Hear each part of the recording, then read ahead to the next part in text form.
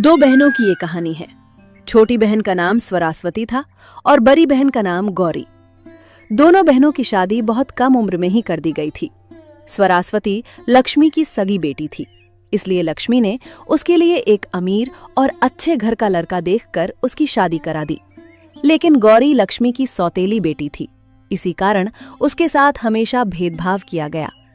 लक्ष्मी ने गौरी की शादी एक गरीब घर के लड़के से कर दी।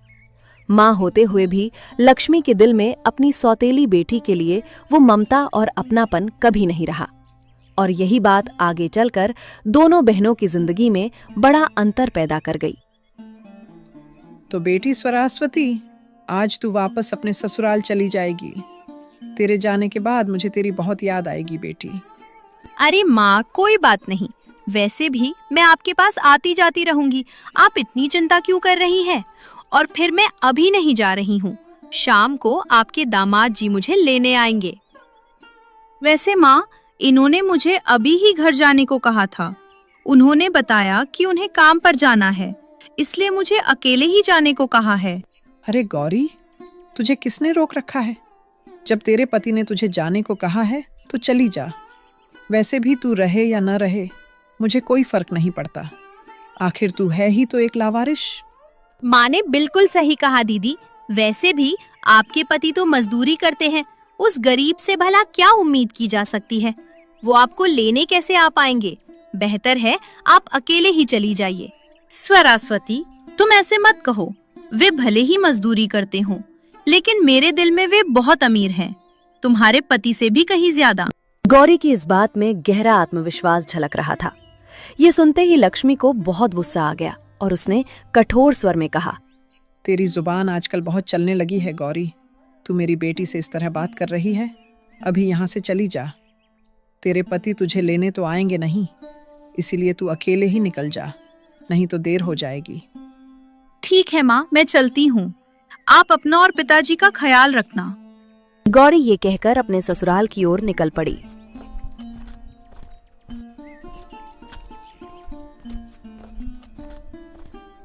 गौरी घर जाने के लिए पास खड़ी एक चाचा की बैलगाड़ी के पास आ जाती है और उनसे कहती है, अरे चाचा जी, क्या आप मुझे मेरे घर तक छोड़ देंगे? अरे बेटी, मैं तो यहाँ लोगों को उनके लक्ष्य स्थान तक पहुंचाने के लिए ही खड़ा हूँ। वैसे बेटी, तुम्हारा घर यहाँ से कितनी दूर है? चाचा जी, मेरा घर ज्यादा दूर नहीं है। बाजार के उस पार पहुँचते ही मेरा घर आ जाएगा। तकरीबन आधे घंटे से थोड़ा पहले ही हम वहाँ पहुँच जाएंगे चाचा। अच्छा तो बेटी, चलो बैलगाड़ी में बैठ जाओ, मैं तुम्हें घर तक पहुँचा देता हूँ, और उसके बाद आज के लिए मैं भी अपने घर चला जाऊंगा। चाचा के ऐसा कहने पर गौरी बैलगाड़ी पर बैठ गई और चाचा ने भी बैलगाड़ी आगे बढ़ा दी।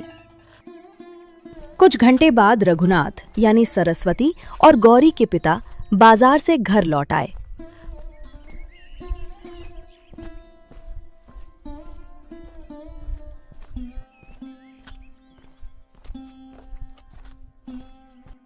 अरे भाग्यवान, कहाँ हो तुम?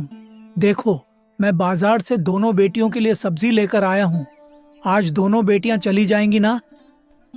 रघुनाथ की पुकार सुनते ही लक्ष्मी बाहर आ जाती है और कहती है,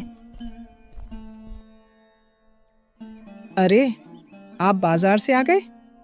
और जी, गौरी तो घर चली गई है। उस लावारिश को उसका पति भी लेने नहीं आया था, इसलिए वह अकेली ही चली गई। क्या? लेकिन तुम उसकी माँ होते हुए भी उसे अकेले क्यों जाने दी? दोपहर का खाना हम चारों साथ में खा लेते, उसके बाद मैं खुद उसे घर छोड़ आता। और भला कोई माँ अपनी ही बेटी को लावारिश कहकर कैसे बुला सकती है? बेटी? अरे, वह तो आपकी पहली पत्नी की बेटी थी।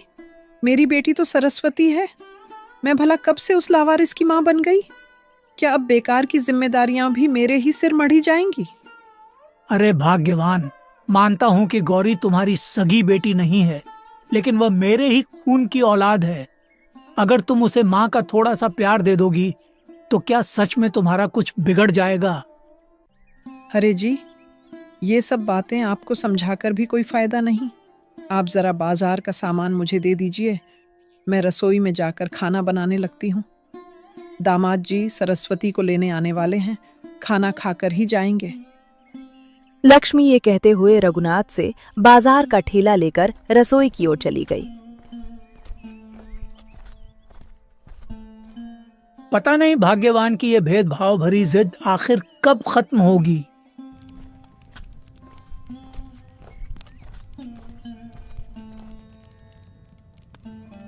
माँ, मैंने इनके लिए लड्डू बना लिए हैं और चावल भी चूल्हे पर चढ़ा दिए हैं। अब बस सब्जी बनानी बाकी है। पिताजी सब्जी लेकर आ गए हैं, तो चलो अब जल्दी से सब्जी भी बना लेते हैं। हाँ बेटी, तेरे पिताजी बाजार से ताज़ी ताज़ी सब्जियां ले आए हैं। आज दामाद जी को खूब खिलाएंगे। आखिर बहुत दिनों बाद अपने ससुर के घर आएंगे ना। लक्ष्मी अपनी बेटी सरस्वती के पति से भी बहुत प्यार करती थी, लेकिन गौरी के पति के साथ वे ठीक वैसा ही व्यवहार करती थीं जैसा वे खुद गौरी के साथ करती थीं। चलिए माँ, अब देर न करते हुए सब्जियों को गमले में रखकर जल्दी जल्दी काट लेते हैं। इसके बाद दोनों मिलकर सब्जियां काटने में लग गए।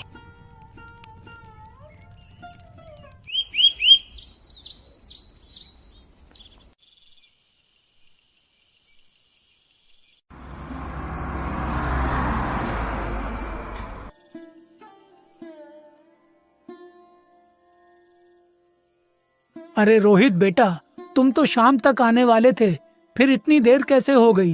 रास्ते में कहीं कोई तकलीफ तो नहीं हुई ना? अरे नहीं पिताजी, मुझे कोई तकलीफ नहीं हुई।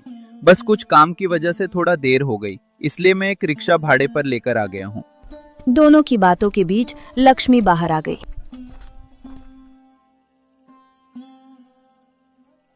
अरे दामाद जी, तुम आ गए, लेकिन इतनी देर कैसे हो गई बेटा? तुमने तो कहा था कि तुम शाम को आ जाओगे। माँ जी, काम की वजह से थोड़ा देर हो गई। वैसे आप कैसी है? और स्वरास्वती कहाँ है माँ जी? वो दिखाई नहीं दे रही। अरे बेटा, मैं ठीक हूँ और स्वरास्वती तुम्हारे लिए खाने का इंतजाम कर रही है। भाग्यवान, तुम भी जाकर स्वरास्वती की मदद कर दो ताकि दोनों आराम से खाना खा लें और जल्दी घर के लिए रवाना हो सके, क्योंकि रात काफी हो चुकी है। रघुनाथ के ऐसा कहने के बाद लक्ष्मी रसोई की ओर चली गईं। कुछ समय बाद लक्ष्मी और स्वरास्वती खाना लेकर बाहर आ गईं। दामाद जी, आज तुम्हारे आने की खबर सुनकर तुम्हारे लिए ढेर सारा खाने का इंतजाम किया है बेटा, जी भर कर खाओ। आप लोगों का बहुत बहुत शुक्रिया माँ जी। लेकिन गौरी दीदी और उनके जीजा जी दिखाई नहीं दे रहे हैं। क्या वे दोनों नहीं आए? अपने पति की ये बात सुनकर स्वरास्वती गुस्सा हो जाती है और कहती है, अरे जी, इस समय उन लोगों के बारे में पूछने की क्या जरूरत है भला? आपके लिए माँ और मैंने इतने अच्छे से ढेर सारा खाने का इंतजाम किया है। आप पिताजी के साथ आराम से खाना खाइए। स्वरास्वती की ऐसी बातें सुनकर रघुनाथ के मन में गुस्सा तो आया, लेकिन रोहित के सामने उन्होंने अपना गुस्सा जाहिर नहीं होने दिया। बेटे रोहित, ये सब बातें छोड़ो और पहले खाना खा लो। तुम दोनों भी रसोई में जाकर खाना खा लेना। उसके बाद देर न करते हुए रोहित और स्वरास्वती घर के लिए रवाना हो जाएंगे, क्योंकि काफी देर हो चुकी है। रघुनाथ के ऐसा कहने पर किसी ने कुछ नहीं कहा। रोहित और रघुनाथ खाना खाने लगे। दूसरी तरफ लक्ष्मी और स्वरास्वती भी खाना खाने के लिए रसोई चली गईं। कुछ समय बाद रोहित और स्वरास्वती रिक्शे पर बैठकर घर की ओर चल पड़े।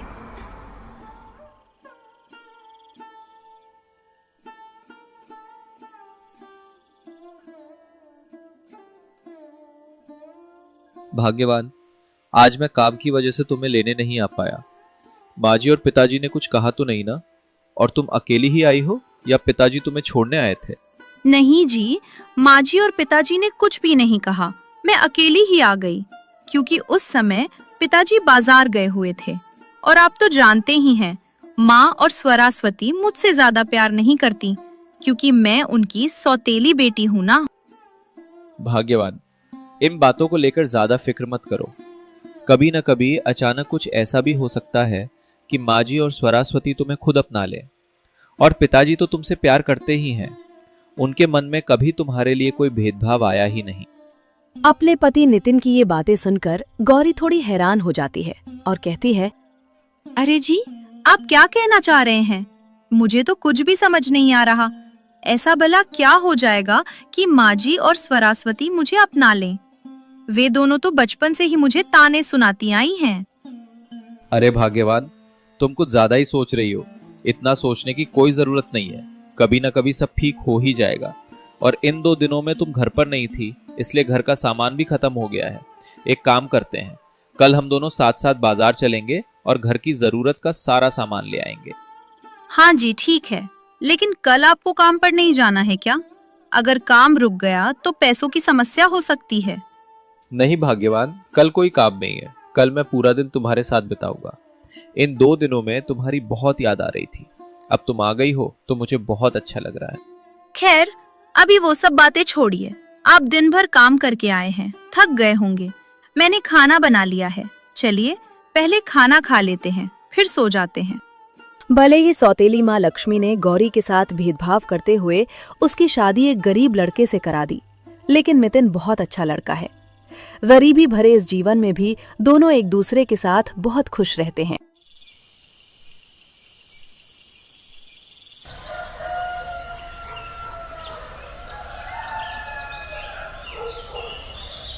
अगले दिन नितिन और गौरी साथ साथ बाजार खरीदारी करने आ गए।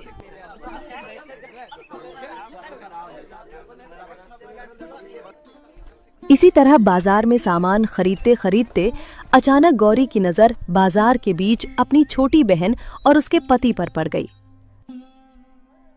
अरे स्वरास्वती, तुम यहाँ कहाँ से आ रही थी?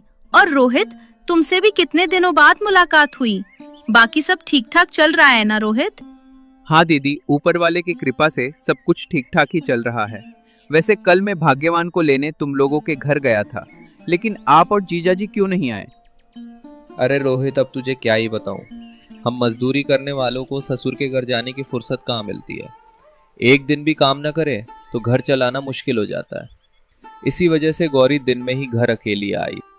अपनी दीदी और जीजा के साथ अपने पति रोहित को इस तरह बातें करते देख स्वरास्वती को बहुत गुस्सा आ गया और वो तीखे स्वर में बोली, अरे दीदी, आप हमेशा मेरे ही रास्ते में क्यों आ जाती हैं?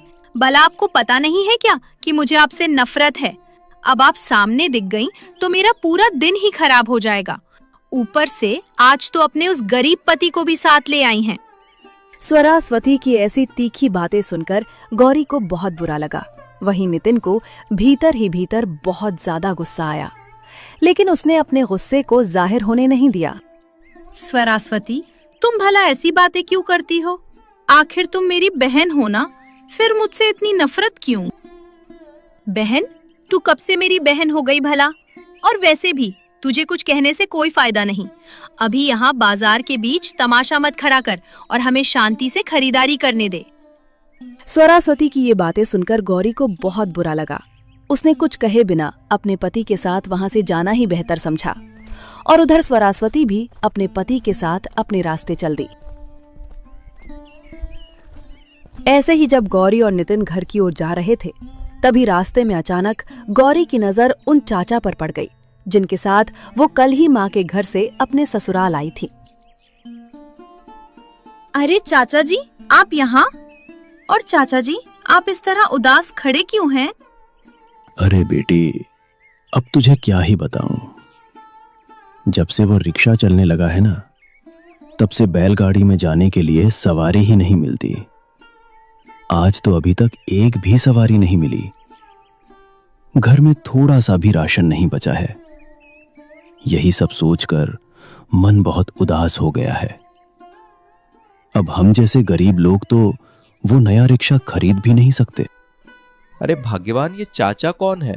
मैंने तो इन्हें पहचाना नहीं। अरे जी, कल जब मैं घर आ रही थी तब इन्हीं चाचा जी ने अपनी बैलगाड़ी में मुझे घर तक छोड़ दिया था। अच्छा, वैसे भाग्यवान, इनकी हालत देखकर मुझे बहुत बुरा लग रहा है। और जैसा इन्होंने बताया कि आज इनके घर में थोड़ा सा भी राशन नहीं है, तो क्यों ना हम जो सामान अपने घर के लिए लाए हैं उसमें से इन्हें दे दें। इससे इनकी मदद भी हो जाएगी और हमारे लिए थोड़ा सा सामान रख लेंगे। अरे जी, आपने तो बिल्कुल मेरे दिल की बात कह दी। चलिए, हम अपने सामान में से इन्हें कुछ सामान दे देते हैं। चाचा जी, क्या आपके पास ठेला है? आप हमारे सामान में से कुछ सामान ले लीजिए। हाँ बेटी, मेरी बैलगाड़ी में हमेशा एक ठेला रखा रहता है। चाचा जी के ऐसा कहने पर गौरी ने अपने ठेले से कुछ सामान निकाला और आदरपूर्वक चाचा जी को दे दिया। बेटी, तुम दोनों का दिल सच में बहुत बड़ा है।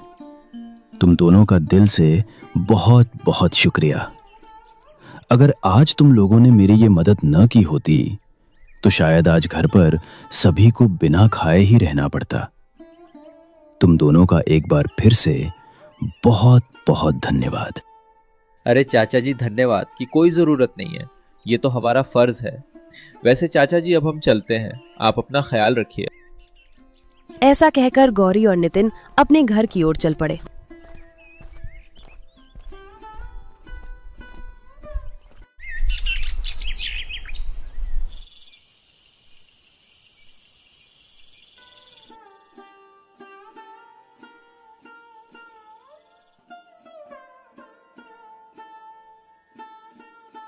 भाग्यवान, मुझे तुमसे एक बात पूछनी थी। हाँ जी, पूछिए ना, क्या बात है? भाग्यवान, मुझे एक बात समझ में नहीं आती कि तुम अपनी दीदी से इतनी नफरत क्यों करती हो। सौतेली ही सही, वह तुम्हारी बहन तो है। तुम दोनों एक ही घर में साथ साथ खेलते हुए बड़े हुए हो। ऐसे में दिल में इस तरह की नफरत पालना ठीक बात नहीं है। अरे जी, अब आप भी उस गरीब गौरी की तरफ होने लगे हैं। आखिर आपने उस लावारिस गौरी में ऐसा क्या देख लिया जो आप मुझसे इस तरह बातें कर रहे हैं? अरे भाग्यवान, मेरा कहने का मतलब वो नहीं है जो तुम सोच रही हो। मैं तो बस इतना कहना चाहता हूँ कि तुम दोनों ही बहनें हो और अगर तुम मिलजुल कर रहोगी तभी जीवन में खुशियाँ आएंगी। आप ये सारी बातें रहने ही दीजिए। मैं उस लावारिस गरीब बहन के साथ मिलजुल कर नहीं रह सकती हूँ। कृपया आप ये सब बातें यहीं छोड़ दीजिए। रोहित भले ही अमीर था, लेकिन उसका मन स्वरास्वती की तरह अमीरी गरीबी का भेद नहीं करता था। वो स्वभाव से सीधा सादा, सरल और नेक इंसान था।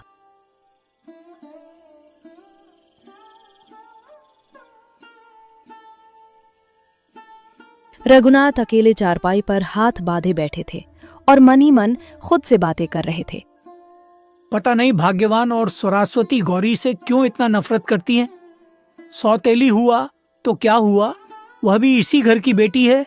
आज जो मैंने बाजार जाते देखा, उसके बाद तो स्वरास्वती ने हद ही कर दी। सबके सामने बाजार में अपनी दीदी से वैसा व्यवहार कौन करता है भला। अब ऐसे और नहीं चलेगा, मुझे नितिन से मिलकर अच्छे से बात करनी पड़ेगी। इसी तरह रघुनाथ जब खुद से बातें कर रही होती है, तभी लक्ष्मी उनके पास आ जाती है और उनसे कहती है, अरे जी, ऐसे अकेले अकेले बैठकर इतना क्या सोच रहे हैं आप? नहीं भाग्यवान, कुछ नहीं। वैसे मैं सोच रहा हूँ कि कल एक बार गौरी के घर होकर आऊं। उस दिन भी बेटी गौरी मेरे पहुंचने से पहले ही चली गई थी, इसलिए उसे ठीक से मिल नहीं पाया। नितिन से भी मिले हुए बहुत दिन हो गए हैं, तो कल एक बार जाकर आऊंगा। वाह, उस लावारिस के घर जाने का तो आप सोच रहे हैं, लेकिन मेरी बेटी स्वरास्वती के घर भी तो आप जा सकते हैं। भाग्यवान, मुझे इस समय कोई बहस नहीं चाहिए। कुछ बातें दिमाग लगाकर भी सोचा करो। उस दिन मैंने स्वरास्वती और रोहित को खाना वाना खिलाकर अच्छे से घर के लिए रवाना किया था, लेकिन गौरी से जाते वक्त मिल भी नहीं पाया। खैर, ये सब तुम्हें कहकर भी कोई फायदा नहीं। अगर खाना बन गया हो तो चलो दोनों मिलकर खा लेते हैं। रघुनाथ के ऐसा कहने पर लक्ष्मी ने कुछ नहीं कहा और दोनों खाना खाने रसोई में चले गए।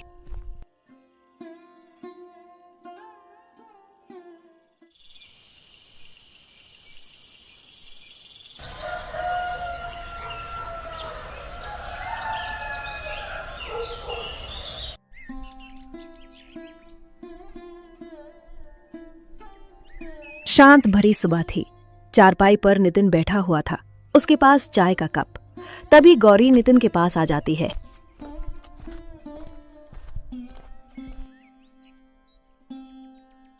अरे, आप चाय पीकर अभी तक यहीं बैठे हैं? आज आपको काम पर नहीं जाना है क्या? कल भी तो पूरा दिन घर का सामान खरीदने में ही चला गया था। नहीं भाग्यवान, इन दिनों कहीं भी काम नहीं मिल रहा है, इसलिए इन दिनों मुझे घर पे ही रहना पड़ेगा। लेकिन ऐसे तो घर चलाना मुश्किल हो जाएगा। कल जो राशन लिया था उसमें से आधा तो चाचा को भी दे दिया था। अरे भाग्यवान, तुम इतनी चिंता क्यों करती हो? मैं हूं ना, मुझ पे भरोसा रखो, घर चल जाएगा। आप पर तो मुझे पूरा भरोसा है जी। ठीक है, अगर इन दिनों काम नहीं है तो आप थोड़ा आराम ही कर लीजिए। वैसे भी आप बहुत मेहनत करते हैं। अब मैं रसोई में जाकर काम में लगती हूँ।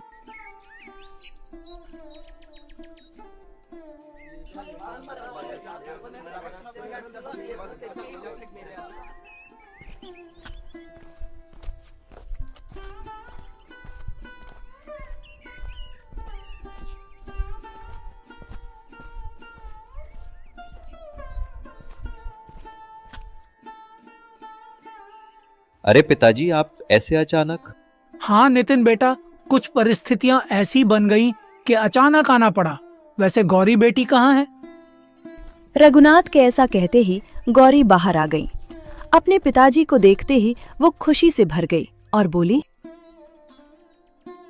अरे पिताजी, आप कब आए और माँ को साथ क्यों नहीं लेकर आए? वो बेटी, उस दिन तू मेरे घर पहुंचने से पहले ही चली आई थी तो तेरी बहुत याद आ रही थी, इसीलिए तुझे देखने आ गया। और रही बात तेरी माँ की, उनकी बात छोड़ो, मैं आया हूं ना। वैसे आते आते तुम्हारे लिए बाजार से कुछ सामान भी लेकर आया हूं।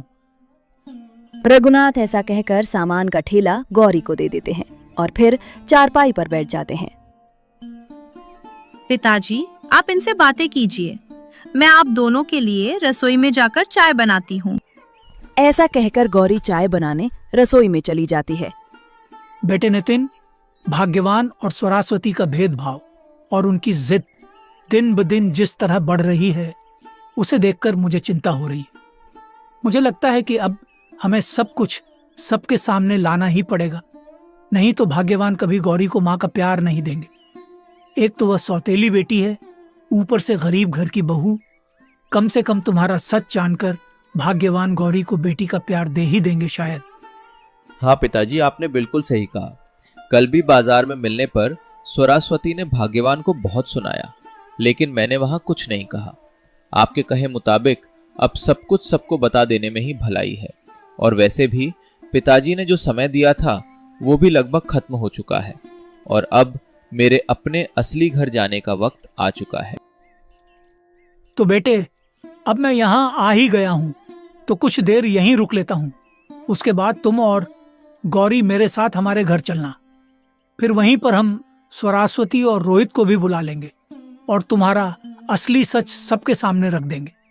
मेरा मन कहता है कि तुम्हारी सच्चाई जानकर सब हैरान रह जाएंगे और दूसरी ओर भाग्यवान व स्वरास्वती गौरी को भले ही अमीरी के लालच में ही सही अपना ही लेंगे। हाँ पिताजी, आपकी बात एकदम सही है। मैंने गौरी को बहुत करीब से देखा है। वो भले ही सबके सामने हंसती मुस्कुराती रहती है, लेकिन अपने मन में माँ और बहन के भेदभाव की जिद के कारण वो बहुत गहरा दुख लेकर बेचारी चुपचाप जी रही है। हाँ नितिन बेटे, मुझे सब पता है। गौरी बेटी को बचपन से ही इस भेदभाव भरी जिंदगी में जीना पड़ रहा है। इसी वजह से उस भेदभाव भरी शादी में भाग्यवान के घमंड को एक दिन तोड़ने के लिए मैंने तुम्हें देखकर गौरी की शादी कर दी। लेकिन अब समय आ गया है कि सारा सच सबके सामने आ जाए। इसी तरह जब रघुनाथ और नितिन बातें कर रहे होते हैं, तभी गौरी चाय लेकर आ जाती है। पिताजी, चाय पी लीजिए और अगर आपको कोई दिक्कत ना हो तो आज यहीं रुक जाइए। वैसे भी आप बहुत दिनों बाद आए हैं। अरे बेटी, मैं तो अभी नितिन से वही बात कर रहा था। आज मैं यहाँ नहीं रुकूंगा, बल्कि तुम दोनों मेरे साथ हमारे घर चलोगे। लेकिन पिताजी, ऐसे अचानक क्यों? वहां जाकर तुम्हें सब कुछ खुद ब खुद पता चल जाएगा बेटी। रघुनाथ के ऐसा कहने के बाद सबने चाय पी। फिर रघुनाथ नितिन और गौरी को अपने साथ लेकर अपने घर की ओर चल पड़े।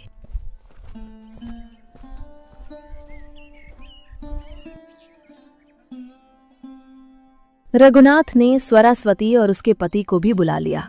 पूरा परिवार एक साथ बैठा हुआ था। रघुनाथ हाथ बांधे गंभीर मुद्रा में बैठे थे। तभी लक्ष्मी ने बात शुरू करते हुए कहा, अरे जी, आपने ऐसे अचानक सबको क्यों बुला लिया? स्वरास्वती और रोहित को बुलाना तो ठीक था, लेकिन इन दोनों गरीबों को भी साथ क्यों ले आए? कहीं कुछ हुआ है क्या? हाँ भाग्यवान, अभी जो तुमने अपनी जुबान से कहा, इन दो गरीबों की बात, आज उसी पर फैसला होगा। यह फैसला सिर्फ इन गरीबों के ऊपर ही नहीं, बल्कि तुम्हारे अमीर दामाद और अपनी बेटी पर भी लागू होगा। अरे पिताजी, ये सब आप क्या कह रहे हैं? हमें तो कुछ भी समझ नहीं आ रहा। आप सीधे सीधे बताइए ना, आज इन गरीबों के बारे में ऐसा कौन सा फैसला होने वाला है? स्वरास्वती, तू अभी चुप ही रह। तुझे अपनी दीदी की इज्जत करना भी नहीं आता। बाजार के बीच जिस तरह तूने अपनी दीदी से वैसा व्यवहार किया, वो बिल्कुल गलत था। अभी तुम सब चुपचाप बैठे रहो। आज मैं तुम सबको नितिन की असलियत बताऊंगा, तब तुम लोगों को खुद समझ आ जाएगा कि असली गरीब कौन है और असली अमीर कौन। हाँ तो बताइए ना, हम कहाँ मना कर रहे हैं आपको बताने से? हमें भी तो इस गरीब की असलियत जाननी है। तो भाग्यवान, ध्यान से सुनो। नितिन किसी गरीब घर का नहीं, बल्कि एक सफल व्यवसायी का बेटा है। जमीन जायदाद की बात अलग है, और नितिन उनका इकलौता बेटा है। जब तुमने मुझसे कहा था कि स्वरास्वती के लिए अमीर लड़का देखो और गौरी के लिए गरीब, तब मैंने तुम्हारी तरह भेदभाव नहीं किया। मैंने अमीर गरीब नहीं देखा, बस दोनों बेटियों के लिए अच्छा इंसान देखा। अगर ये नितिन इतना अमीर ही है, तो फिर वो उस झोपड़ी में क्यों रहता है? उसे तो महल जैसे घर में रहना चाहिए था। तो सुनो भाग्यवान, नितिन के पिताजी का एक उसूल है। उसी उसूल के कारण उन्होंने कुछ साल नितिन को गरीबी में रखकर जीवन का असली अनुभव लेने दिया, क्योंकि उन्होंने भी जीवन में बहुत कठिनाइयों का सामना करके आज उस मुकाम तक पहुंचा है। बेटा, तुझे मेरा उसूल तो पता ही है। जिस मुकाम तक मैं पहुंचा हूं, वही अनुभव तू भी पाए। अगर तू सीधे मेरे काम में लग गया तो जिंदगी का असली मतलब नहीं समझ पाएगा। और मैं नहीं चाहता कि हमारे घर की बहू हमारी जमीन जायदाद और पैसे देखकर आए। तू कुछ समय गरीबी में रह, जीवन को समझ, और अपने लिए एक सच्चे और अच्छे मन की लड़की से शादी कर। जब जीवन का अनुभव अच्छे से हो जाए, तब अपनी बहू को लेकर घर वापस आ जाना। ठीक है पिताजी, आप जैसा चाहते हैं मैं बिल्कुल वैसा ही करूंगा। आखिर मैं भी आपका ही बेटा हूं, और मैं भी चाहता हूं कि आपकी मेहनत भरी जिंदगी के अनुभव मैं खुद भी हासिल करूं। रघुनाथ से ये सारी बातें जानकर सभी लोग हैरान रह गए। ये राज सिर्फ रघुनाथ और नितिन ही जानते थे। यहाँ तक कि गौरी को भी इस सच की कोई जानकारी नहीं थी।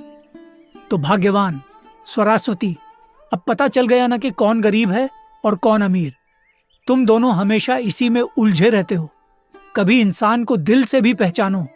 गौरी भले ही मेरी पहली पत्नी की बेटी है, फिर भी वो तुम दोनों को अपनी माँ और बहन ही मानती रही, पर तुम्हारे पास उसे समझने का दिल नहीं था। खैर छोड़ो, दिल से नहीं तो कम से कम उसकी अमीरी देखकर ही सही, शायद अब तुम दोनों उसे अपना मान लो। सारी सच्चाई जानकर और रघुनाथ की बातें सुनकर लक्ष्मी और स्वरास्वती को अपने बुरे कर्मों का एहसास हुआ। दोनों ने गौरी से दिल से माफी मांगी। इसके बाद पूरा परिवार फिर से एक हो गया और नितिन भी गौरी को साथ लेकर अपने असली घर लौट आया।